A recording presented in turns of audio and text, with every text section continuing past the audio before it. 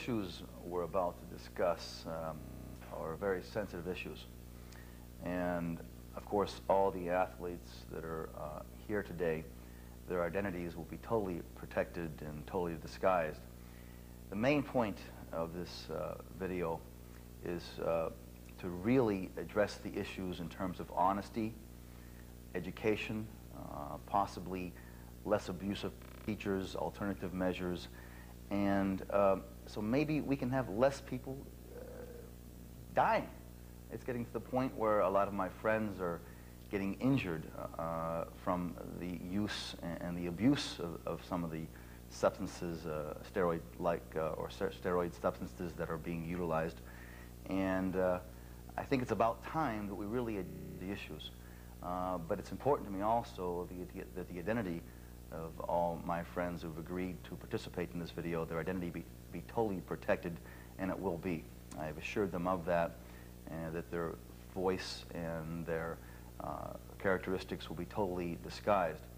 But nevertheless, what you will see very shortly is the real truth, real factual data, what really happens behind the scenes, the real locker room talk, if you will.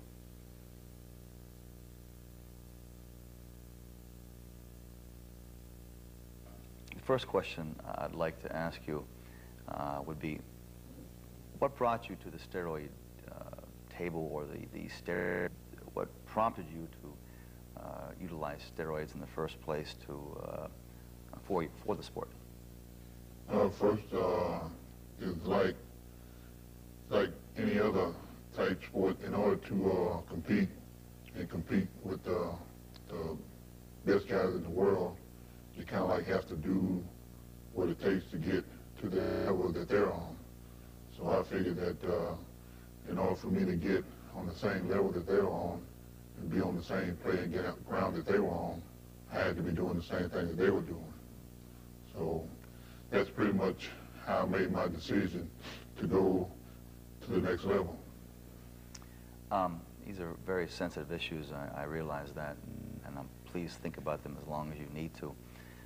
But I'd like to talk about steroids, of course, as we just mentioned. But what specific steroids have you used, and what do you find most effective, and also dosage?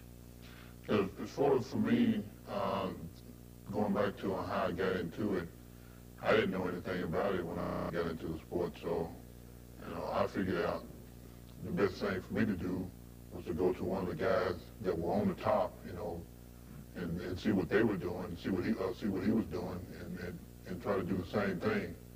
So the guy that I went to told me some of the things that he was doing, and some of the things that he was doing was primobolan, winstrol, growth hormone,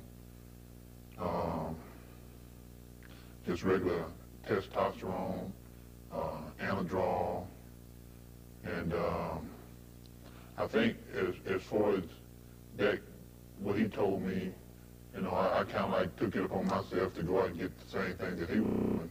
Like I said, when I told you first, I want to be on the same playing ground that they were on. As far as the dosages goes, I kind of like got with another guy that knew in depth about, how to take certain dosages. Endocrinologist, or? No, it's just another guy that was on, that was in the business, but he, one of the top guys. He kind of like knew what they were doing. I didn't want to go to the top guy and say, hey, tell me exactly what you're doing and how you're doing it and all that kind of stuff.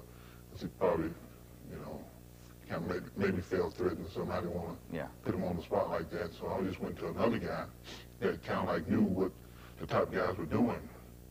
So he just told me, just take primobolan, like 3 a week, and 3 cc's or 3 vials? 3 cc's a week. And then he said, as far as anadrol, you might want to take 1 or 2 a day. So I kind of like went out and started taking like 2 a day, and all of a sudden I kind of noticed that I was getting headaches, so I had to back off and go like 1 a day, because he kind of told me if you get headaches, you know how to back off. And as far as the GH goes, I just went to same guy. I want to progress to the GH most definitely, but staying with the steroid discussion, do you use steroids in the off season and before an event? I only did for an event, and that was it. I never. Even right now, just before an event? Yeah, just even up to this day, only way I do it is like for an event because. How many weeks out? 12. I always started 12 weeks out, which is the same time, you know, I do a diet. I just start that with my diet, and I start with the GH and, of course, the other steroids that go along with it. So, if we can classify, you mentioned a lot of different steroids. The androgenic steroids, which have more secondary male characteristics, and I'm clarifying some of these things just for our viewers, and the anabolic steroids, which were more enhancement at a cellular level and less water retention, and maybe you might think less toxic possibly. But would you use the same kind of steroids prior to you don't take steroids. I'm sorry, you don't take steroids. You just mentioned you don't take steroids in the off season, only 3 months prior. So you would take a mixture of anabolic and androgenic compounds prior to an event. Exactly. Okay, 3 months out. 3 months out. Okay, and those, you mentioned some dosages, of course, of the various testosterones and anadrol. Basically, what we were trying to do is trying to get like 1,000 to 1,500 milligrams per week. So is there a formula then? Yeah, what we do is combine like Primo, Bolin with like, they call it Testex. It's like 250 milligrams. And then we do Echo, which is another 200 milligrams. And another one is called Heptalite. It's another 250 milligrams. So what we do is like Heptalite, 250 and 250 is 500, 2 a week. Testex, 3 a week, which is 250, 250, and 250. That's like 750. So we're already up to like 1,000. Primobolan, which is about 100. There's another 300 onto that, so we're close to 1,500 already. And we throw in stuff, you know, like the tablets. We throw in like Primo tabs and like D-ball tabs. So that would pretty much be a cycle that we stay on all the way up to about 8 weeks. No, we do it for like 10 weeks. And like the last 2 weeks, you know, do nothing. Okay, so the weekly dosage is 1,500 milligrams of combined? 1,500 milligrams combined with GH. Okay, and the last 2 weeks, nothing, no steroids whatsoever? None whatsoever. Drop it, there's no descending dosage, just drop it? Just drop it, drop the cold turkey pretty much. And the GH was the same way. We worked that in like 4 IUs a day. Okay. On that, and it was the same way. It was the only one that we took every day. And we did it pretty much like that cycle. And prior to the event, you stopped the GH too? Stopped the GH, stopped everything. I see. And other things we might use for our appetite was Tricana, and we took 2 of those a day, which is another appetite stimulant. Another one we took was, can't think of the name of it. It's by SmithKline Beecham. It's another appetite stimulant. I'll think of it probably later on. Okay, so you have a problem with appetite, really? Yeah, well, no, we just took it just to keep it going, keep it fast. You stay hungry all the time. So this would enhance your metabolism? Yeah, this enhances metabolism. So, you know, everything you ate, it went right through you real quick. Your body digested food. So that way you wouldn't hold hardly any fat. Okay, so this is like a thyroid preparation? Yeah, exactly. I see. So that kind of kept it burning, kept that metabolism going, so you wouldn't hold any fat in it. Does that stop the last 2 weeks, though? That stopped also. Everything stopped like the last 2 weeks. I mean, you just stopped the cold turkey and just pretty much just finished your workouts, you know, did a little cardio and stuff like that. Okay, now how about insulin? Is that something you utilize also? No, only time we did that was carb load phase. That was incorporated like, so you carb depleted for like, started on Sunday, went all the way down to 100 grams carbs. You know, it probably like 600 grams of protein. Sunday, Monday, and Tuesday. On Wednesday, we called back up with insulin Wednesday and Thursday. Just 2 days. So the insulin would help? Before you fill you back out. I see. We took in like a ton of sugars and carbohydrates on that way. Probably took in anywhere from, I say, 600 to 700 grams of carbs. Wow. Yeah, real heavy. What we were trying to do was trying to get to a point where we kind of like overcarb, and we use Friday to come back down off it. Friday to come back down, what do you mean exactly? Bring it back down to normalcy.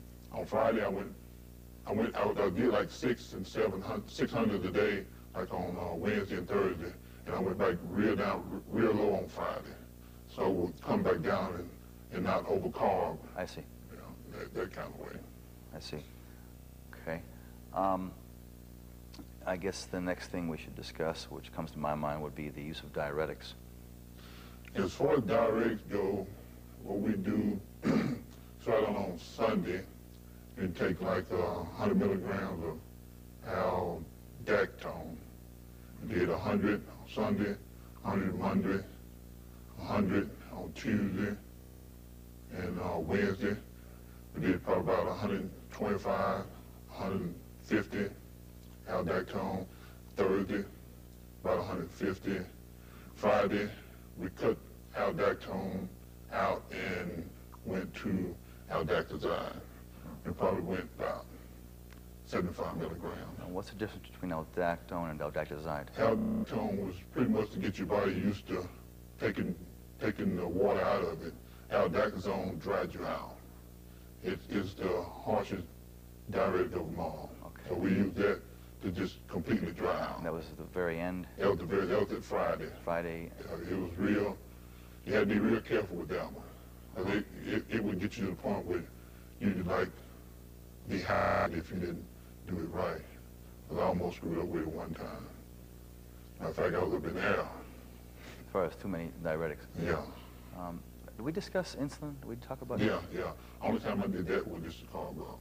The carb up only? Yeah, only. That's it. So you don't think the GH and insulin? I didn't do the GH and insulin thing together. I see. That's very interesting. I didn't think I needed that much size, and I was kind of scared of it too. Uh-huh. I didn't want to become like insulin dependent. Do you think some of the guys experienced that? That was one of the reasons why I didn't want to do it, because I've heard a lot of stories about some guys had become like that. And I was like, oh no, that's the last thing I need. Well, obviously then you have certain precautions and your concerns about health risks. Oh yeah. But as far as my health goes, I had my blood work done. I have it done every year. And the last time I had it done, the guy said it was perfect almost. Didn't have any problem with liver, kidney, none of that stuff. I was kind of surprised because, you know, going into it, I thought that the dosages would like screw up my liver and kidney from the stuff that I've heard. Sure. But when he told me that, and you know, the year before that and the year before that, I had it tested, and they were all kind of normal like. So you approach it pretty much from a systematic point of view, and not that the long duration's not that per year. No, I don't. I try not to abuse it and get hooked on it where I just have to take it, bring my body up and back down and that kind of stuff. So that's why I just periodically use it just for contests only. I see. I've never had to use it in off season. That's a period for my body to get back to normal, basically. I think it's good to like shock the body like that, and when it comes time to take it, then it's something new to your body, so it reacts better. I think. At least that's where it always worked for me. I think everybody's different though. Is anything ever happened? And of course, your identity is disguised here, but, and none of the viewers will know who you are. But has anything ever happened that really scared you, or any? Oh yeah. Oh yeah, a couple times. The first time it happened, I was taking diuretics, and I was going from one city to another, and I had missed the airplane, So I was on schedule to like be at the contest the day that I was in the air. And so I was up in the air, and all of a sudden, I just got real weak. I started sweating real bad, and I was there by myself. I was in a foreign country. Nobody didn't know what was going on, and I thought, I'm finna die in this airplane. And that scared me to death. But the flight attendant just happened to be walking through at the same time that was happening, and she had some food, and I just grabbed it, and it had a lot of salt in it, and I just started eating and drinking.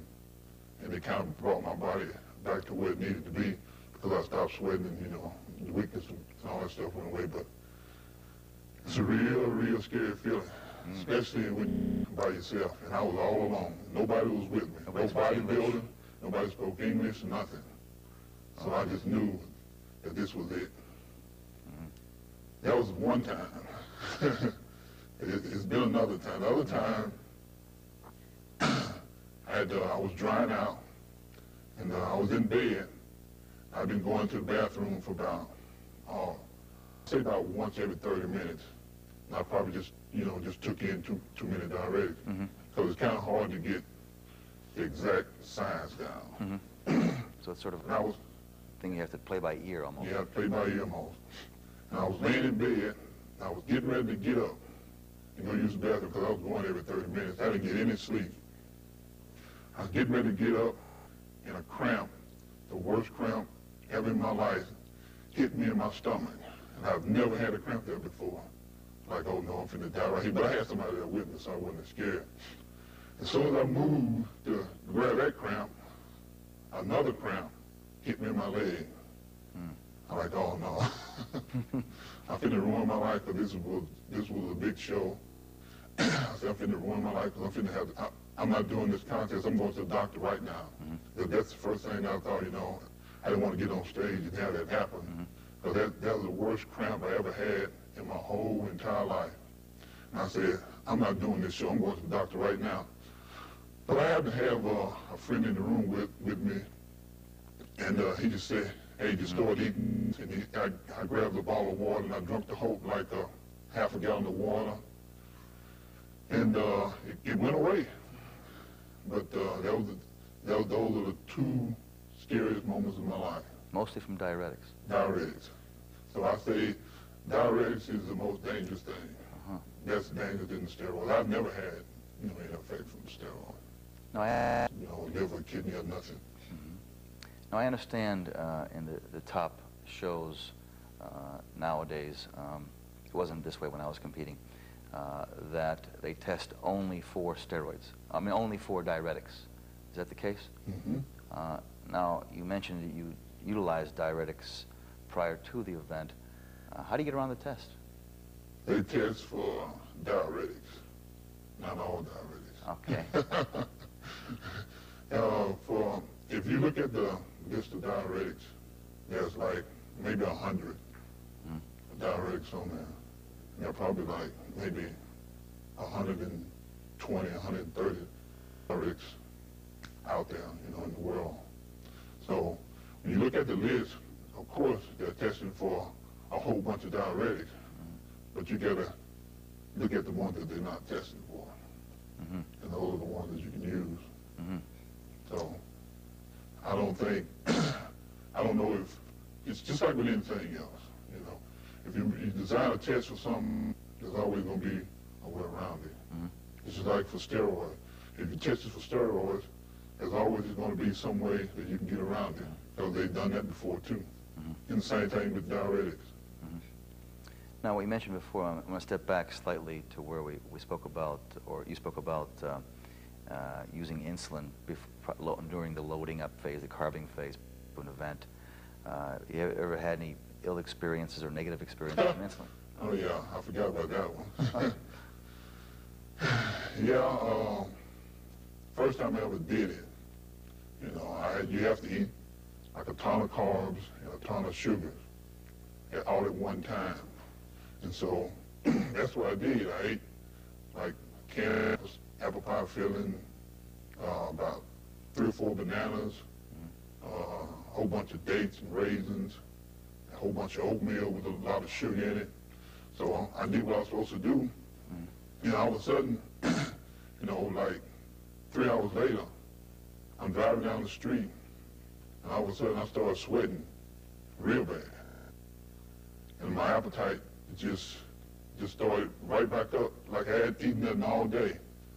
And I'm like, oh no, here we go again. Describe the feeling a little bit to us. Okay, the problem I had with the insulin, I took it like early in the morning, and I took, you know, probably about 500 or 600 grams, no, about 200 grams of carbs at the same time, and it was supposed to like make up for the insulin that I just put inside my body.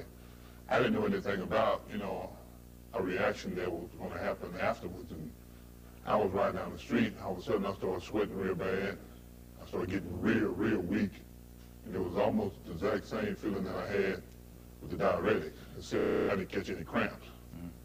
I was sweating real bad, and I was getting real weak, and I'm thinking, insulin shock. You know, once you get real weak, you know, you lapse into a coma.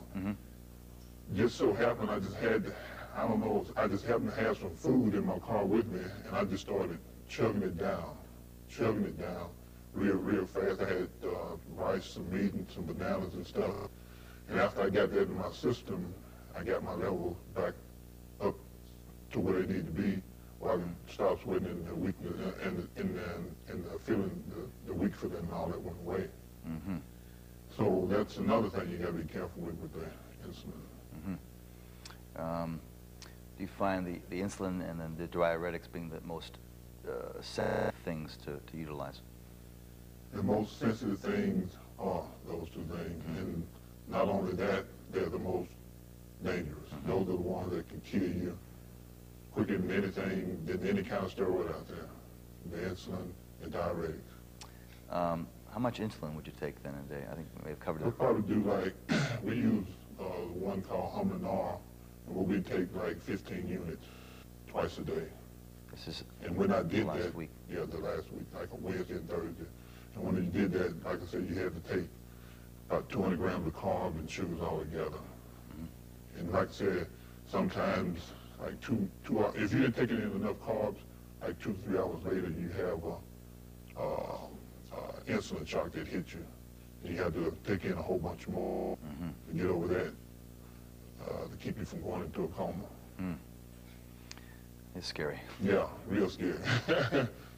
Well, another question I have for you would be, if you're entering more than one show a year, and I understand you do enter more than one show a year, so this, if you're entering, I don't know, up to 10 shows a year, would you be on steroids then more than just prior to the event? Would it be a lot of multiple events? Yeah, see, like the season starts in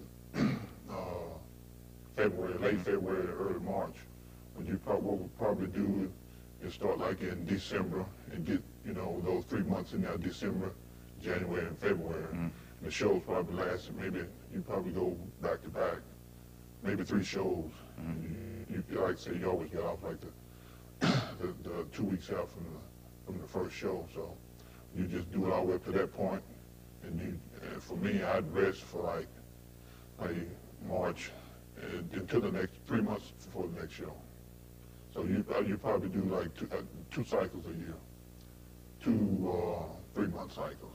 2 3-month cycles, that's shows. Yeah. If you enter more than 2 shows, would you be on longer duration?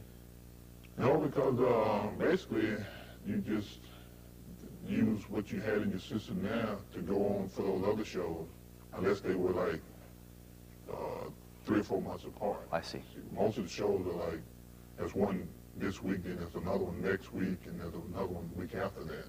So you use that same stuff from that you took for the last 3 months for all those 3 shows. Which another question I would have would be: are there problems you've ever experienced with enhanced estrogen levels? In other words, do you have blocking agents you might utilize during the course of your yearly training protocol? Yeah. When I was coming up, they always told me that Novax was the best blocking agent out there. And so that's what I took. But we did some studies.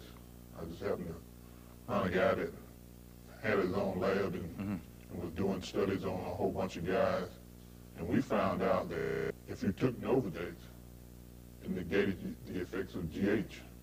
So what we did blood tests, urine tests, and it told us testosterone level, what's it called, GH level, but it's not called GH, it's called IGF? IGF level. And we found out that Novodex negated the effects of your IGF level, so Novodex was a no-no. And another thing that we found out, it didn't even work. It probably blocked a little estrogen, but it didn't do the job. So they did some more studies, this laboratory did. They came up with another drug that worked. That drug was called Teslac. How do you spell that, do you know? T-E-S-L-A-C. I think, I forget what it's used for. But the study that they did were on adolescent kids that had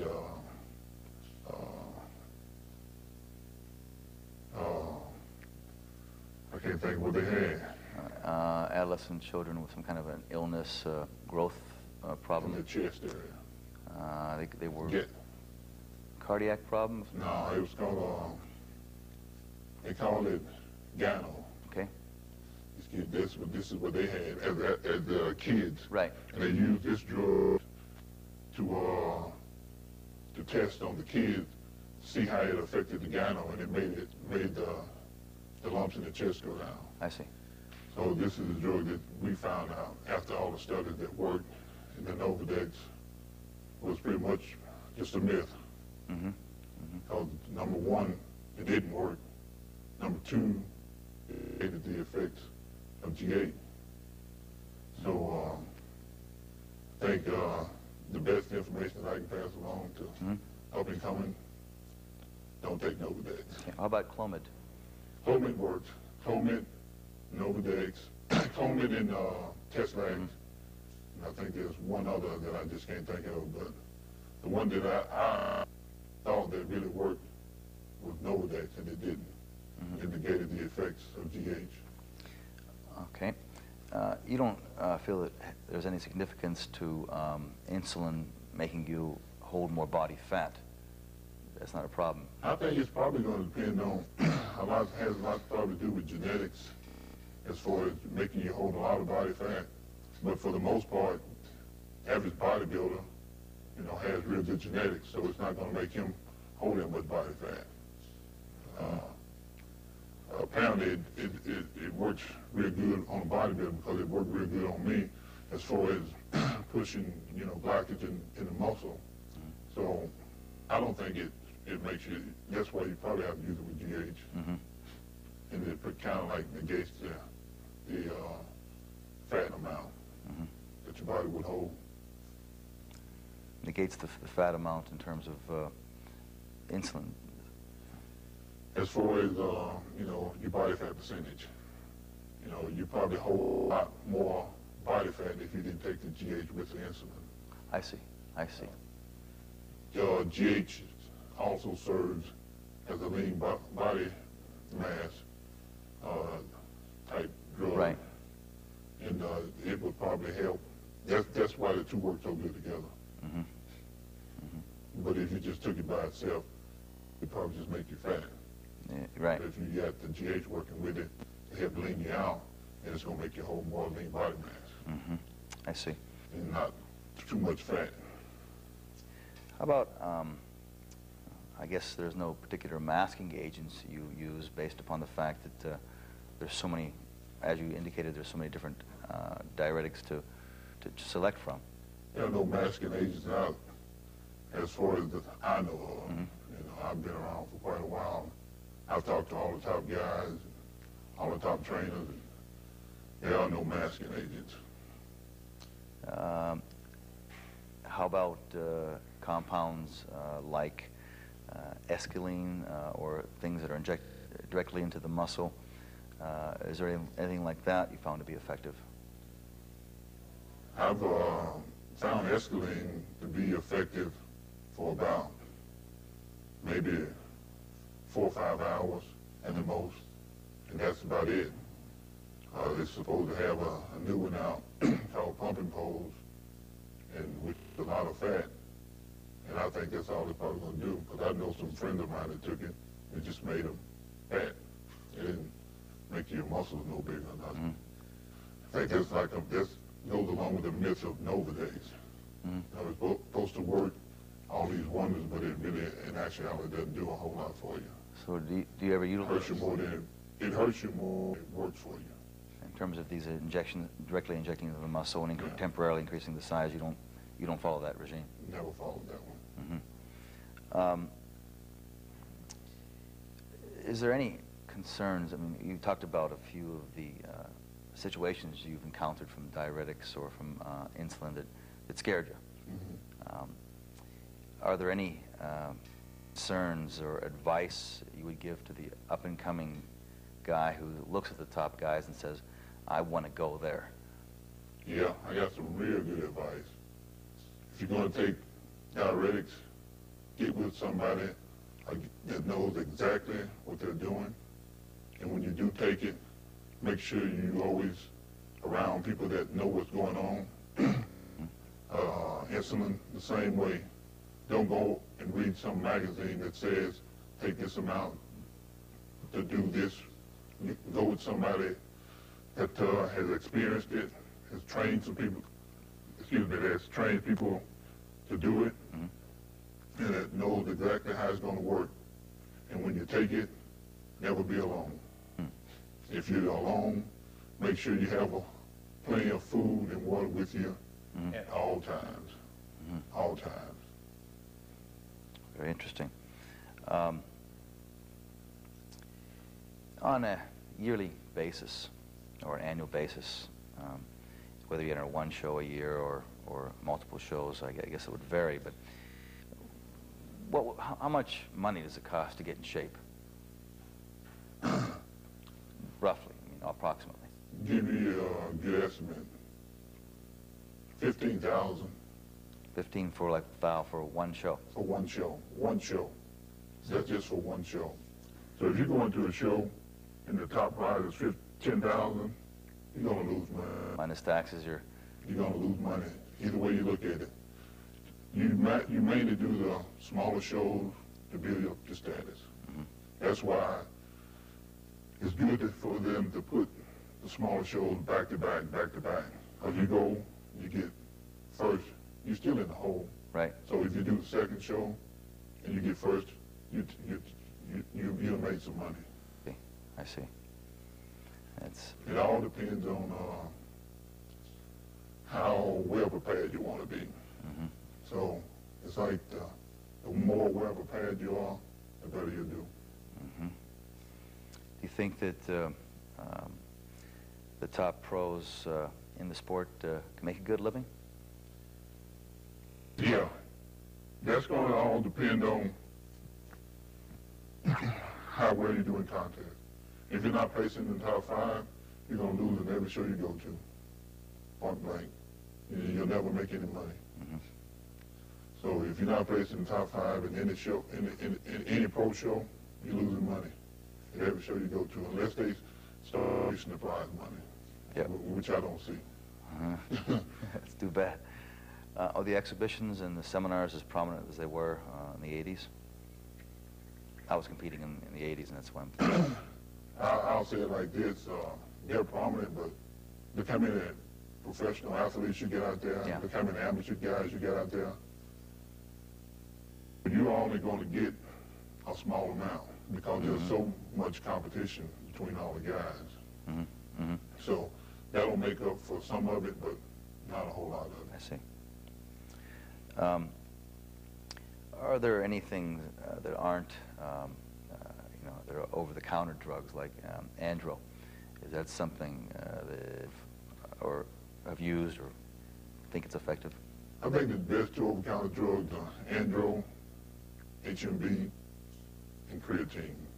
And of course, vitamin E, vitamin C, and all the regular vitamins like magnesium and all that kind of stuff that your body kind of like needs to operate on a regular basis to want to work. But for the most part, you know, the proteins work good for me. Creatine works good for me. HMB has worked good for me. All the andro products have worked good for me. Most of these products you just mentioned, are they used during prior to competitive time, or when you're not really competing? I use prior to competitive. So they actually enhance, you think, the effectiveness of the real drugs? Yeah, I think so. You know, everybody probably going to have their own opinion, because some people don't use them because they think they're going to get, you know, what they need from just the steroids. But I think they work good hand in hand. Mm-hmm. They've always worked good for me. Mm-hmm. Understand.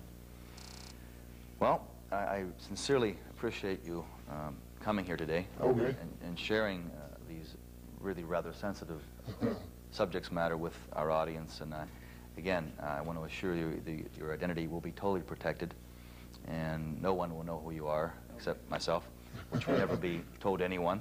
Okay?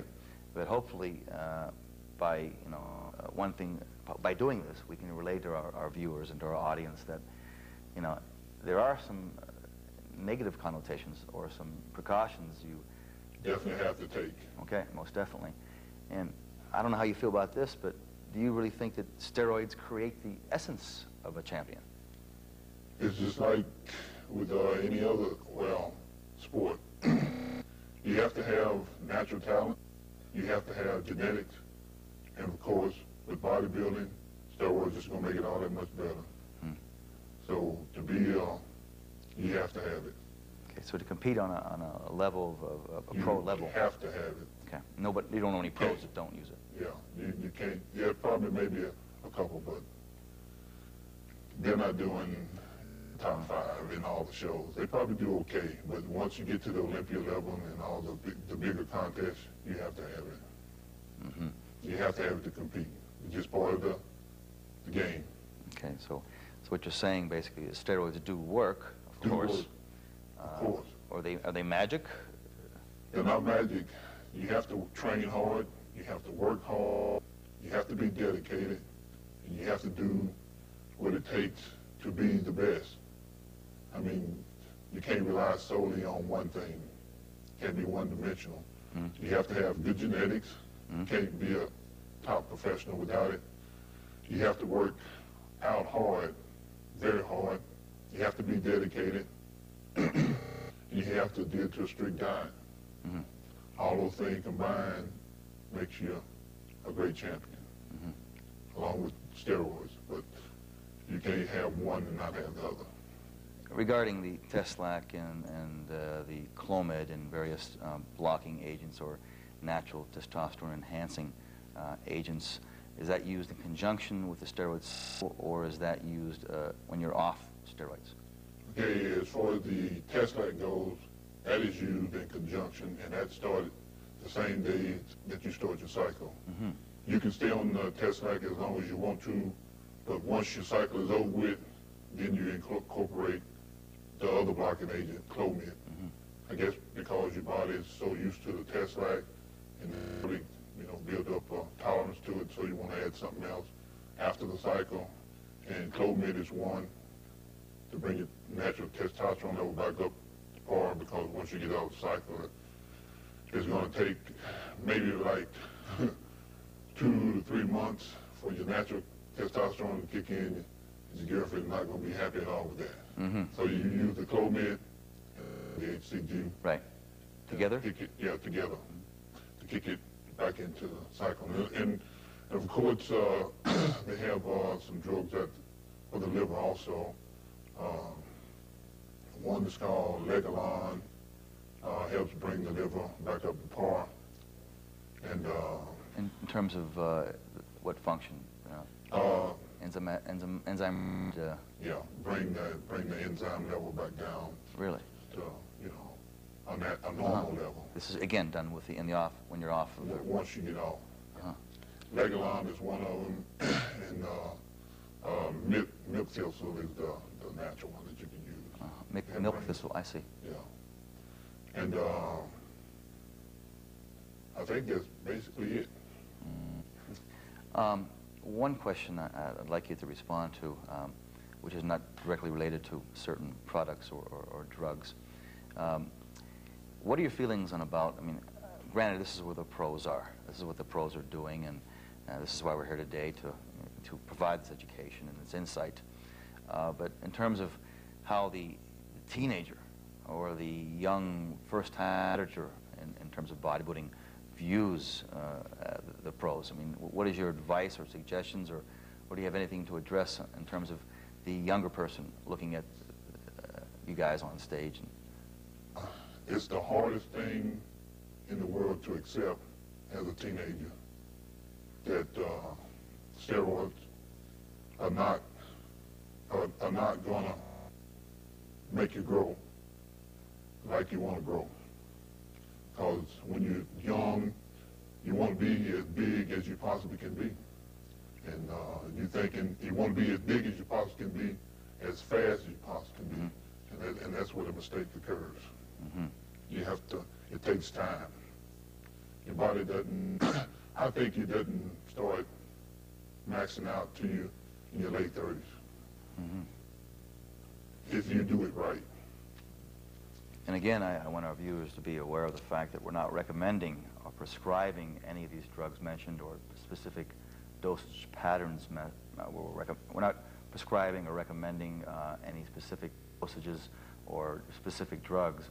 We're merely providing this information and this insight as educational and informative so we can really, for the first time as I see it, address the issues in terms of reality. And I think as we address these issues for the first time in terms of reality, hopefully we can make a difference in terms of some of the abusive procedures that we were speaking about, in terms of the teenagers and the younger people looking at the top pros in the world. And maybe even amongst themselves, we can instill a healthier standard of competition, which is important to us all.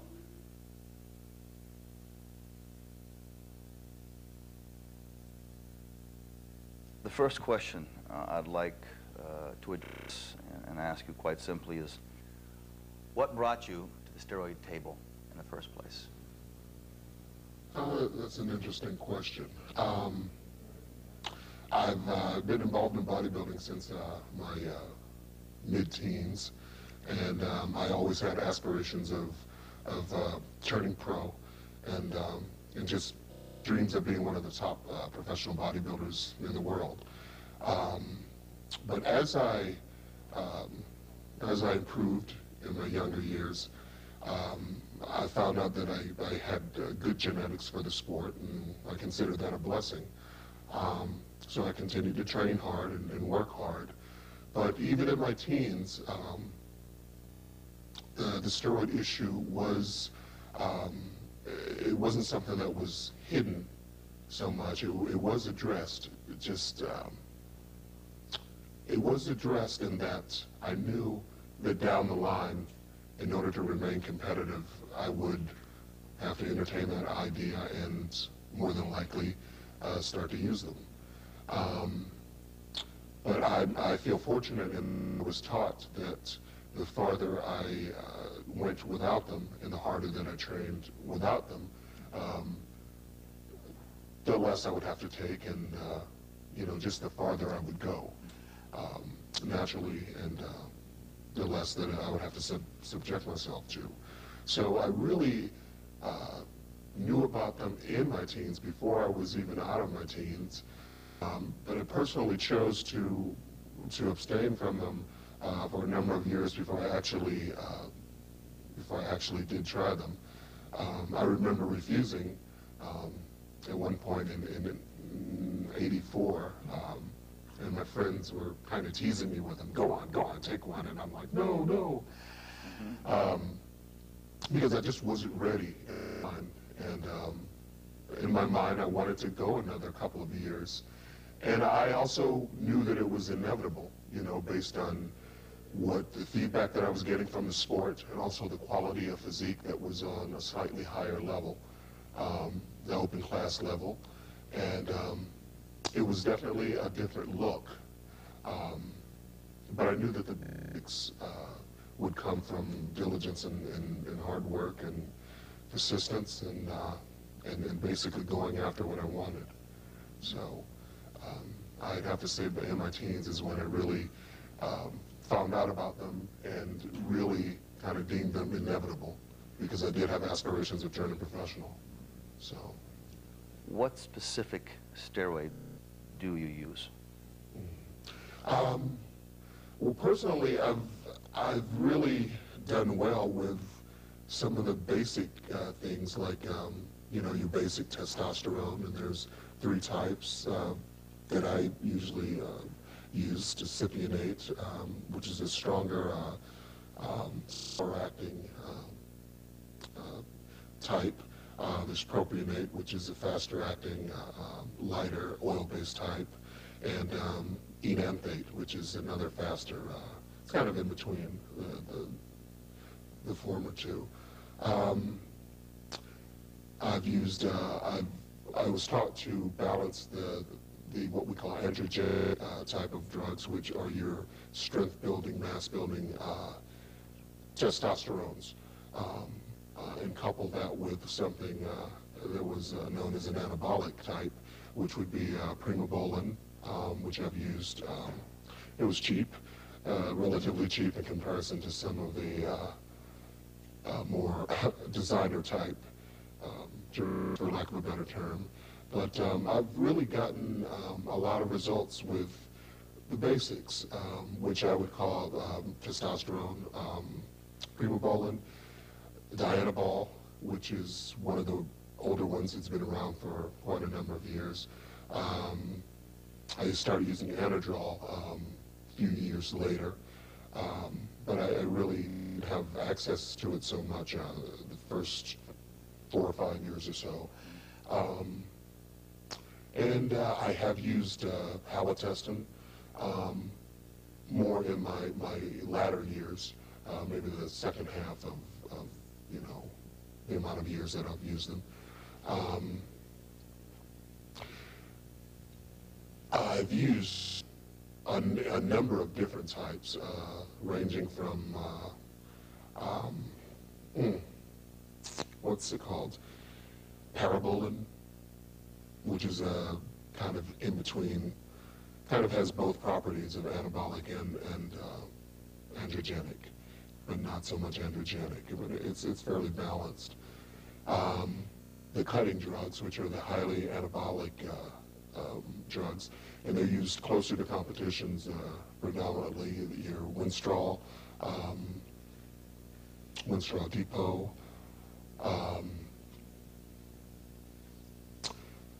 Test Suspension, which is another water-based, milky type of substance. And the anabolic, highly anabolic drugs were used closer to a competition, the water-based ones, because they tended to hold less water under the skin, so you could retain a harder look going into competition. While in the off-season and the months a little farther back from the competition day, you could depend on, you know, the more androgenic, oil-based steroids. But I've used Anavar, which is an anabolic, highly anabolic type tablets, which is popular in the mid-70s through the early 80s, up to the mid-80s. I stopped making it. There's also an oral Winstrol, which is also good for the cutting up phase. Some of these are relatively weak, but you have your stronger dosages, like anadrol, which is one of the most toxic, along with halotestin. So I've used all of those at one time or another, and some of them I've always used. I personally always believe that less is more, you know, and I also believe that training hard in the off season would make the difference. next year's competition. But that's not always the mentality of the competitors. Some people think more is better, and some people wouldn't hesitate to take more in hopes of getting more progress. And I think that with the competition just growing, and with more money and more prestige, it does get competitive. It gets extremely competitive, and I think that people tend to pull out all stops from time to time. And I mean, I myself have even taken the attitude of, well, you know, I'm going to drug it up this time and show them. And that wasn't my normal attitude. But when you're involved in it, you are that, you know, and if it's a factor in the game, and it was very much a factor, especially on the national and professional levels. But even on the amateur levels, they have aspirations as high as anyone. And I think it's important for them to learn safety as much as at that beginning level as possible. Okay, in terms, specifically in terms of dosage, can you give me some idea as far as milligrams that we're talking about here in terms of the steroids? Okay. Now myself, I could get away with probably a cc of, say, cypionate, which was 200 milligrams, if I could, you know, get a hold of that particular dosage of the bottle, along with an androgenic one. You know, I couple those two together. 1 cc of each. I've really never gone above 1 cc of each, but I have stacked maybe 3 together, you know, at one time. Androgenic type of drug, coupled with, you know, a highly anabolic type of drug, and then, or maybe 2 anabolics, or something kind of in the middle. And that also with usually 2 different types of tablets. Usually a basic anadrol, which is a strength builder and mass builder. Also, it's more of a water retainer. And usually 1 anadrol. I've rarely gone over 1 anadrol, but I have gone 2, but in the latter half of my career. So myself, in terms of dosages, I could really do all that, you know, because I always trained hard, and genetically that's all I needed. But someone that didn't have as good a genetics as I had, I think would be inclined to, and I have seen people that have been more inclined to increase the dosages. And that's something that's rampant, you know. So like per week, though, on a weekly basis? Per week, I could get away with that particular dosage twice a week. I'd hit it probably Monday and Thursday. That dosage being again? Again, 1 cc of testosterone cypionate, 1 cc of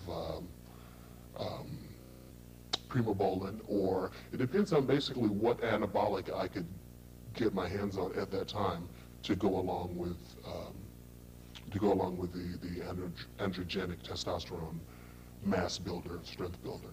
Is there a difference in the amounts taken or the types of steroids taken versus the on-season versus the off-season? Off-season could be considered the first months of your preparations for a competition. It could be anywhere from 6 months out. It could be anywhere from 3 months out, depending on where you are and when you decide. It also depends on your point of origin when you're starting, you know, your program to compete. Do you ever not, I mean, is there ever a time during the year, a number of months, weeks, when you do not take steroids? Now, in the beginning, I would only take steroids as I started a program for a competition. And in the off season, I would just train naturally and train as heavy and as hard as I possibly could. And I felt that being off allowed my own receptors to come back online, and allowed my own body's physiology to just do its job and stay where it should be, having a more positive effect, you know, when I decided to start the steroids for competition. So in the beginning it was like 8 weeks out or 3 months? 8 weeks, probably about 3 months. You know, they're primarily 6-week, as I learned it in the beginning, 6-week to 12-week cycles. And then you go off for a month and let your receptors come back online. In some cases they weren't necessarily off, but it's just to give your body a rest from it so that your own system doesn't get how to do its own jobs. As I progressed in the sport and reached higher levels in the sport, you find out that some of your competitors are on a little more frequently. And so you tend to adjust your own levels with the competitors. You know, you see one guy may not be on all year round, but he may be on 6 months before his next competition, as opposed to 3, or as opposed to 12 weeks. I'm sorry, as opposed to 8 weeks or so. So there's a growing competition, and it really boils down to your own discretion and what you feel is safe or what you're willing to do for competition. And the thing is with prize money and with prestige and status and recognition, it tends to motivate you to do whatever it takes. And I think that's where the scary part comes in, and that's where the potential danger can enter into the picture, especially if you're doing it under your own expertise and you're kind of following the advice of a crap house doctor. You know, this is what you take and you do that and this and that. I've had doctors' advices in the beginning, and after a while you kind of learn a little bit of, you know, you basically learn what not to do in the beginning, and after that it's kind of use your own discretion. So 6 months would be probably the most you might take steroids in a year's time, or would that vary? I would say that that would be the most, but I have to be honest and say that there are times during the year when I might be doing exhibition and I might just want to look a little fuller or just look my best during the exhibition season. So I have to be honest and say that there are times that I have extended or kind of jumped on a little bit, not to get me in shape, but just for that extra little edge, that extra fullness or extra 10% of whatever it gives you. What's the annual cost? Well, what's your estimate? What's your approximate estimate of your annual cost, money-wise, dollar-wise, to get in shape for a major event of the year? For a big one as a professional, I think minimum it's going to cost you roughly $5 grand, $5 to $6 grand, depending on your own particular dosages and appetites for it. Some people have access to much more. I've met guys that move it, and so they have access to much more. They can experiment on themselves, and they could basically try whatever they wanted to because they had access to it. So some of the guys spend a lot more than that.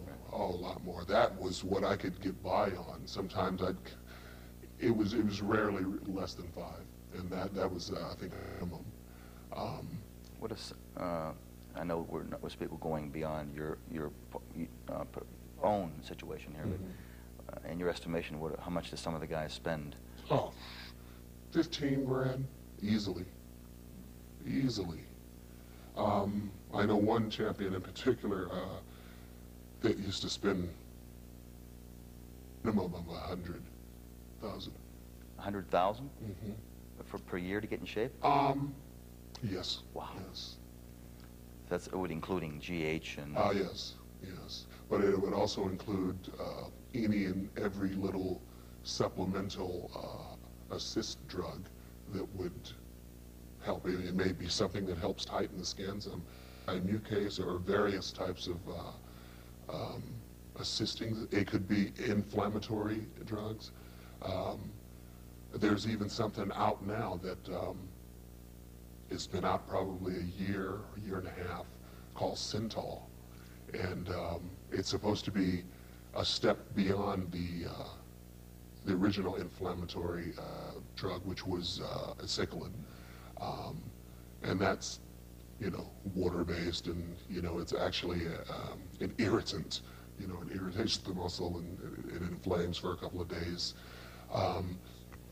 These drugs, you can, like escalin, we can actually inject it into the muscle. You inject it directly into the muscle.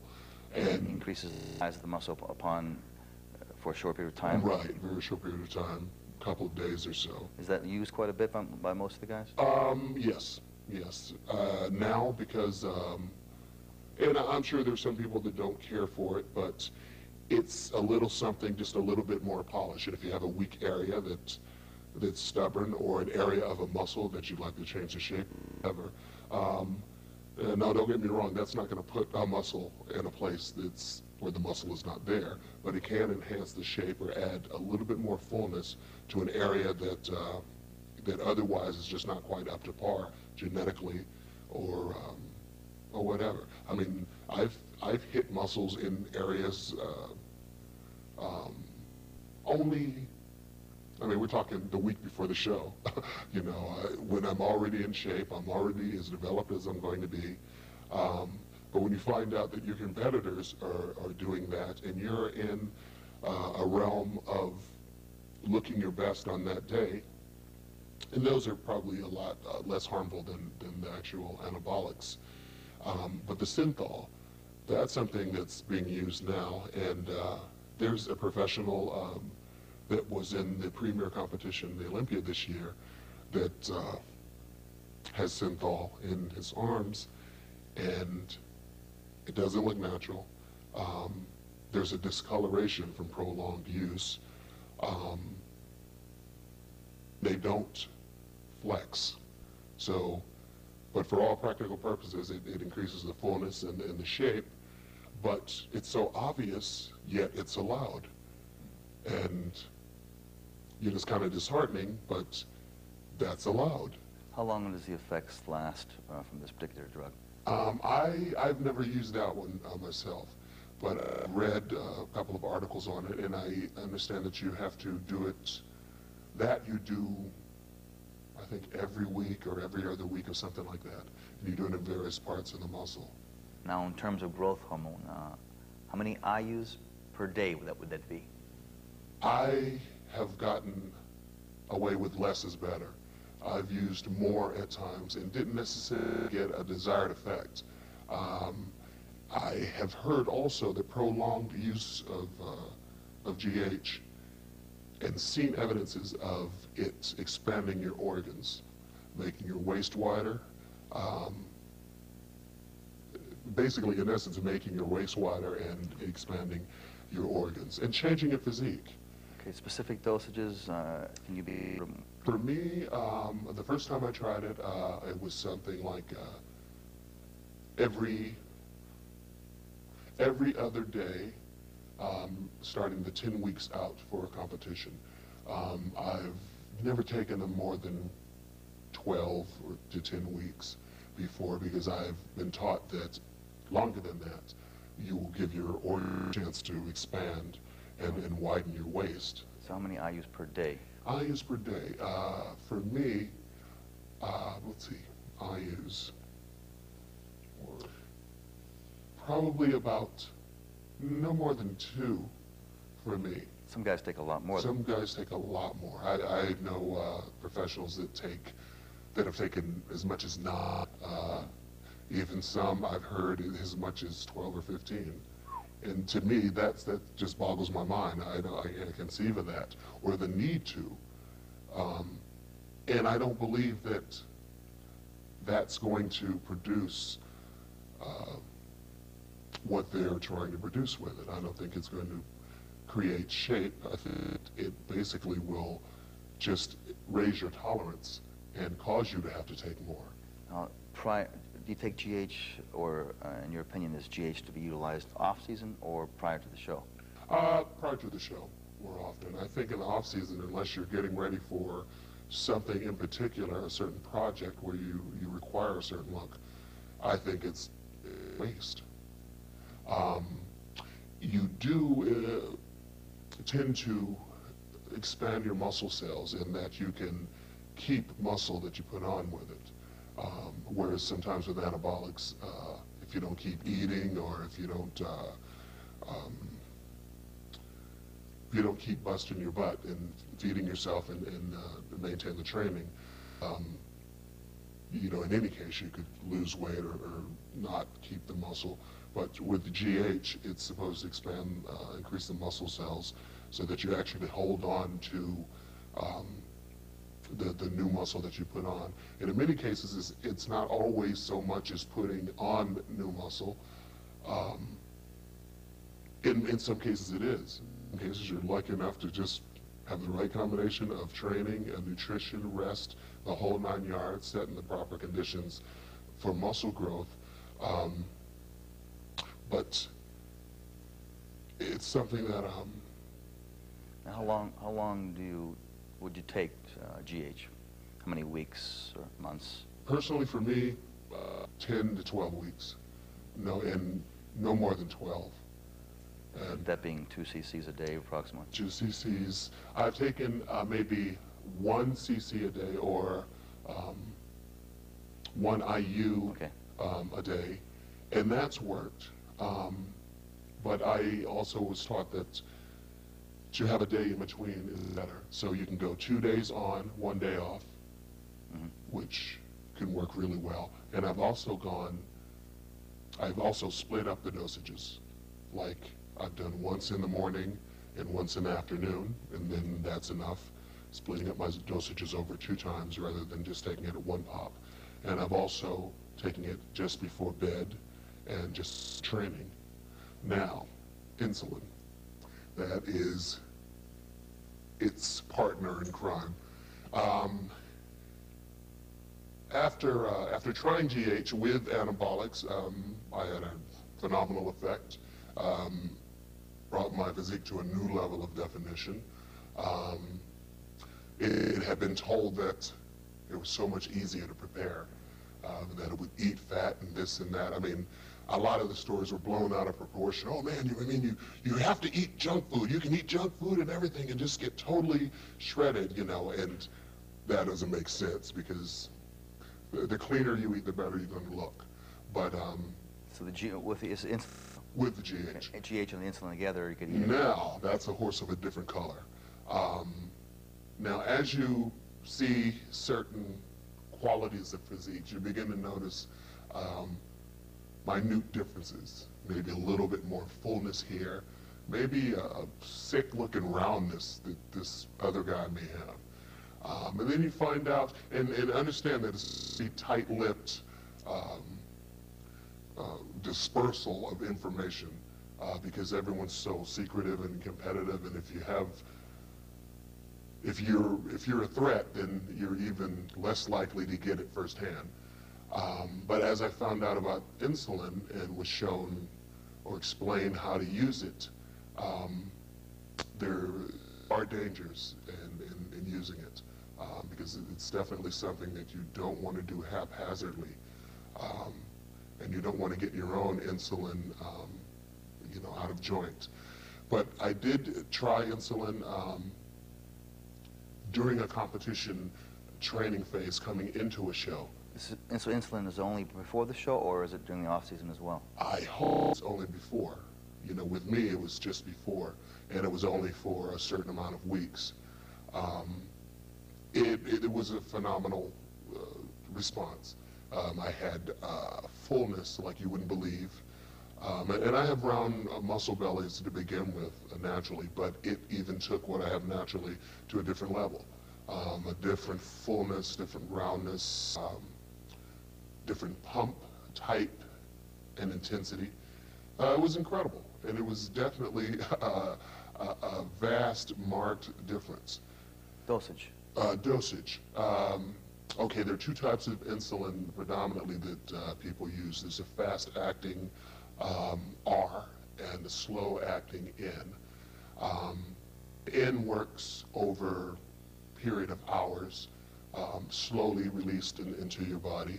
And the R is the fast-acting insulin that actually kicks in relatively soon. We're talking minutes to half an hour. The danger is you definitely don't want to come into a carbohydrate deficit because you will go into an insulin, you will have what's called a reaction. And I had it described to me, the reaction. It is a suffocating sort of feeling. It's actually, you get heavy, your breathing gets erratic, you start sweating like crazy, you know, it feels like you're inside a plastic bag almost. And you need to get simple sugars into your system as soon as possible. So what happened was the dosages, actually we're talking a tenth. A tenth of a measurement. Of a So very minute amount. Doesn't take much at all. per day? No, per time. Per day, I think I tried this slow acting, the slow releasing in the morning. I'm going to try to recall how I did it, but I think it was one of each different times of the day. It was not together. Twice a day? Twice a day. Once before training and once in the afternoon before your second session. But I have heard of people taking it after they train, you know, in order to quickly replenish and just suck everything into the muscle. I've recommended that you take protein with it after that. But myself, I was taught that you don't need to go over a tenth. And when you do start going above that, that's when you start playing with fire. And that's when you enter a danger zone. So I've always been pretty good about heeding guidelines. And I'm thankful for that, you know. I wasn't caught up to the point of, well, you know, one did this, then three is going to do that. That's how people get hurt, you know, and that's how people really damage themselves and put themselves in a danger zone. And it only takes one good time to blow it.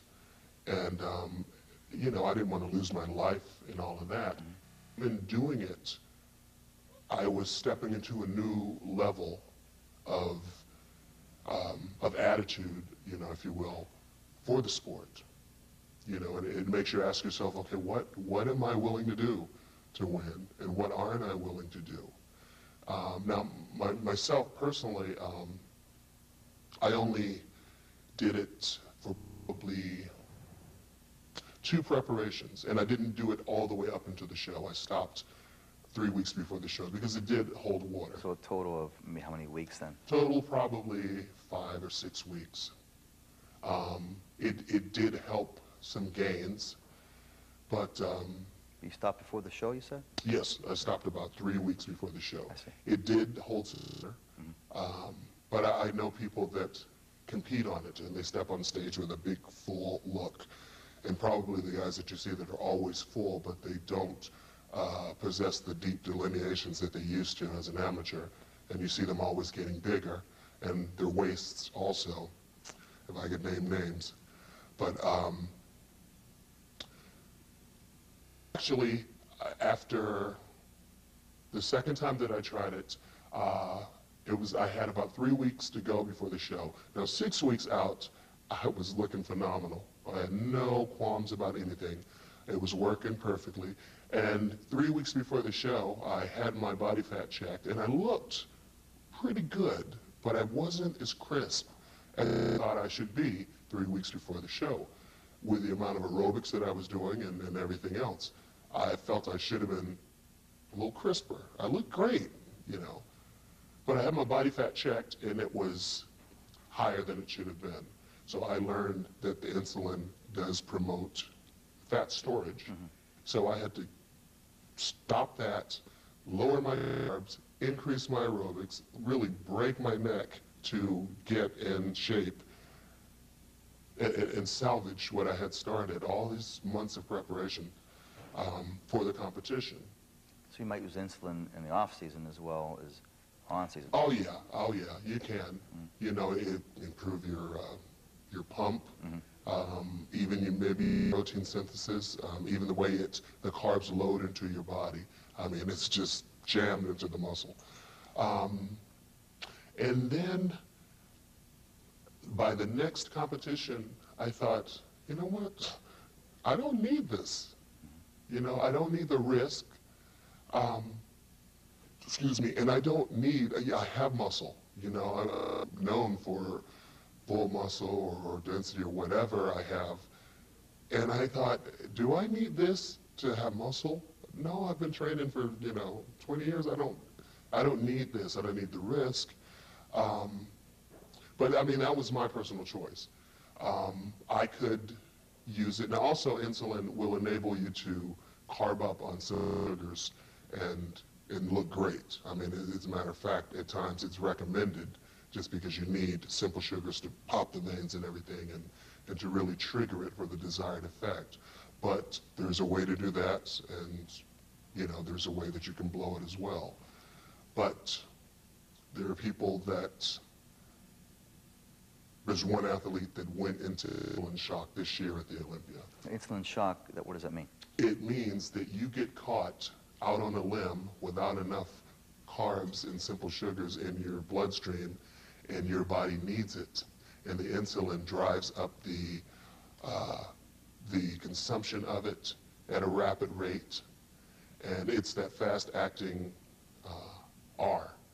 Uses them up real quick and loads it into the muscle. So that's why diabetics have these sugar tablets that they can pop. You faint or go into a coma? Oh, you can lock up. I mean, you can just lock up.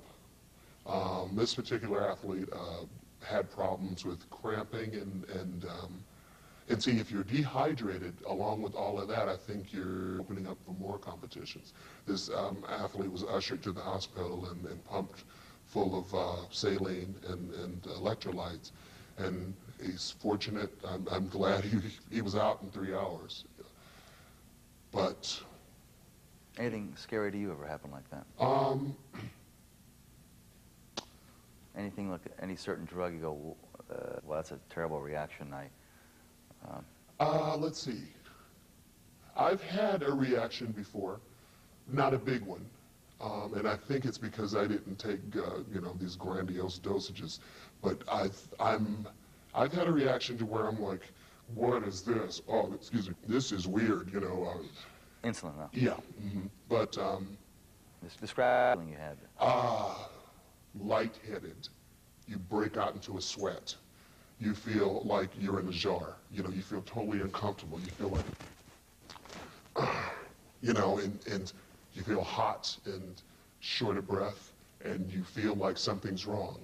And feel lightheaded and tingly, almost like pins and needles. And I was fortunate. I didn't have a big one, but I knew something, was wrong. And I had carbs. And that's something that makes you think also. I've had close friends that were a little bit more free and loose with it. They took a few more chances. They've competed on it. They've carved up on it. To me, it was just one of those things that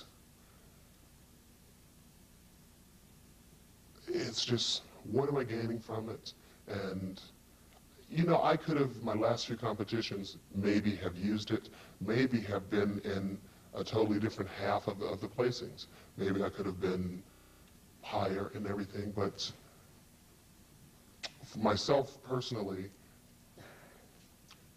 I can see my wife at my funeral not knowing why I'm dead, and because I wanted to win like a few $1,000s. That's a concern. Oh, most definitely. I mean, I thought about all of that. And it's like, you think I shared it with her? No. Because why? Because she probably would have told me, look, that's dangerous, I don't like you doing that, and it would have been a valid concern, and she would have had every right as a wife to say that, you know, to express that concern, and it was dangerous. And, but you will rationalize things to yourself in the name of doing better for your family. And that's an unfortunate thing, because with the increased usage and advancement in scientific warfare, chemical warfare involved in this sport, a lot of times it's greater risks. And you may tell yourself and rationalize that you are doing it for your family, or that you are, you know, trying to take care of your home and whatever, but I really just wasn't comfortable with, it was, number one, undependable. Number two, very dangerous. Number three, it's just something in me that just didn't think it was worth it. You know, if I had a certain type of physique where I had trouble being seen on stage or something like that, that's one thing. But I've got the physique that I've always wanted. And even to place higher, it just seemed so, shallow, you know, to take that much risk. You know, and I think you have to look at things like that. And there's safe ways to do it, but the safest way is, I mean, you think that to be on stage, we should be tampering with elements and substances in our bodies that, I mean, like thyroids and insulin levels and things like that. That stuff is like tinkering with your internal wire, your internal circuitry. And I just don't think that we're really meant to do that. And you hear rumors of people that you know, I've heard one rumor that one guy has turned himself into a diabetic, and it could just be a rumor. Or there could be some truth to it. And I know this guy's a known insulin user and by it. Okay. Well, how about things like diuretics? Are they used? Diuretics. Diuretics have really been a real supplement in terms of the competition peaking. As of, I believe, about 2 to 3 years ago, it's really been addressed by the premier sanctioning body of the professional competitions. And we've actually had the pro shows, many of them tested for diuretics. Nowadays, there's a banned substance list. And get this, it's not steroids, it's diuretics. Because strangely enough, they're doing it because they care about us. But they don't check for steroids. How about that? There's no steroid testing done at the major pro shows? No, there's not. So you don't need masking agents to... No, you don't. Now, there's been a couple of years that they tested the waters, and the qualities of the physiques were definitely downgraded by that, but you would expect that for the first time, and, you know, and people will figure out ways to look better naturally. Just as diuretic testing, there's been, you know, forces you to go back to older ways, like combining vitamin B6 with vitamin C, which is, you know, an old way of flushing water out. There's herbal diuretics that you can take that are not so harsh. There's some potassium-sparing diuretics, but the ones that were being abused were Lasix, which indiscriminately pulls water from your body. And people will take it to get that harder, rock-hard granite look. Now, your body's 70% water. So if you just go pulling it out of everywhere, you're going to be pulling it out of organs, you're going to be pulling it out of tissues and things that you need, your brain. But for that question about diuretics, again, dosage. Dosage. Just before the show? Or just before the show. How long before the show? Usually, the most common and the safest is a potassium-sparing diuretic called aldactone, which helps you, it spares the potassium in your body so you don't cramp up so much and doesn't throw your electrolyte balance off so much, but it can be abused. And at one time, myself personally, one show, the first time, someone told me how many to take. They had given me a certain dosage. What was it? Dosage, I believe, and now I'm guessing from memory, but I can explain what actually happened. They gave me maybe, let's just say they gave me 100 milligram tablets. I started off with half for a couple of days because you gradually introduce it into your system for a couple of days. Then the third day, maybe one whole for a couple of days. And then there's 4 days. And this is just the final week before the show for 4 days. And then I maybe go up to 1.5 on Friday night or 2 on Friday. So starting before, it's a week before the show, you're saying? Right. And usually the Monday or Tuesday before that competition. half every day. Right. And then maybe when do you start a whole every day? Right. Now, what day would you start a whole? Start a whole probably a Wednesday.